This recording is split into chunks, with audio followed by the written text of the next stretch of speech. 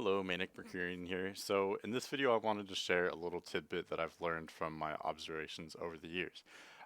So let's start out just by saying, I think it's pretty commonly known that the moon sign is the emotional side to our personality, right? And when we are very emotional, we more embody our moon sign. Okay, so if somebody is in a time of, really intense stress or psychological pressure, they're going to emulate their moon sign much more than their sun sign. Okay, something that I've noticed that kind of maybe stems from this or builds on this, though, is that not only when we are emotional do we emulate our moon sign, but also when we are under the influence of substances. And for this, it really doesn't matter what substance it is. So whether it's a drug or maybe just a lot of coffee, or in this case, we're talking about alcohol. When we're under the influence of pretty much anything, we're going to emulate our moon sign a lot more.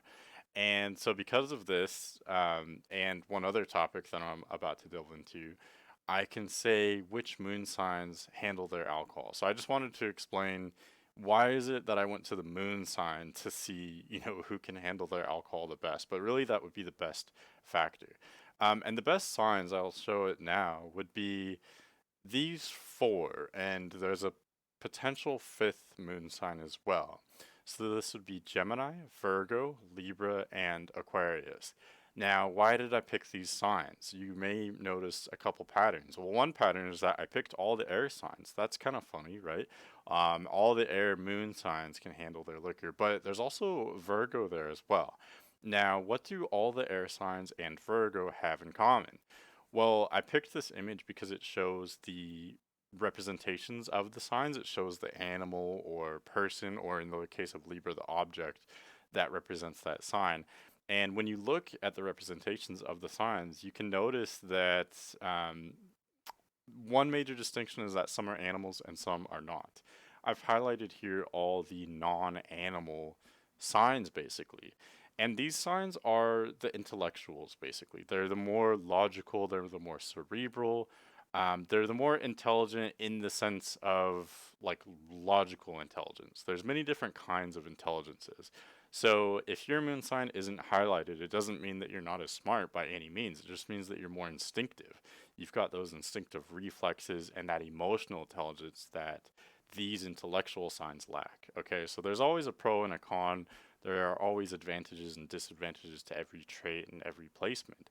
But these moon signs are intellectual, and when these people are very emotional or when they are under the influence of substances, they're going to emulate their moon sign. And because their moon sign is intellectual by nature, they're going to maintain some level of detachedness and logic so they can continue to use reason and analytical ability even when they are inebriated. So fun fact is that if you have Gemini, Virgo, Libra, or Aquarius moon, even if you're very intoxicated or very drunk, people may not always notice that. They may think that you're more sober than you are.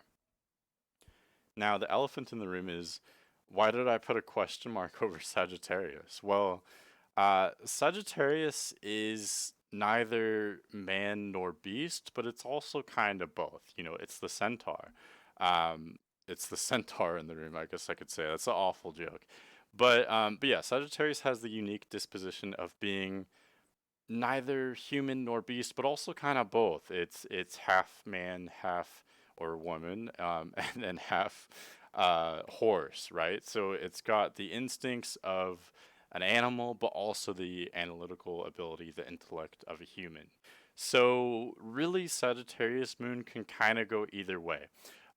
For someone with Sagittarius moon, if they've got a bunch of these highlighted signs in their chart, and they've got a bunch of Gemini and air signs in general, they've got a bunch of Virgo in their chart, then I could definitely see them handling their liquor. They're going to remain intellectual and logical. They might be a little bit rowdy. There's that double-edged sword of Sagittarius, but they're going to remain intellectual, logical.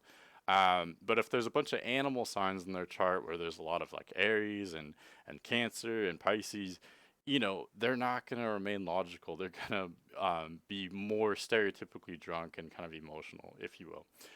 But anyway, I just thought that was kind of a fun topic to cover, and it's fun to me because it delves into these other, a little bit more complicated, concepts as well. So, if you thought that was fun, you can always follow my channel for more information like this. And I do forecasts every weekend, and I do personal readings as well. So you can check out my channel for more of all that. But thanks for watching, and I'll see you later.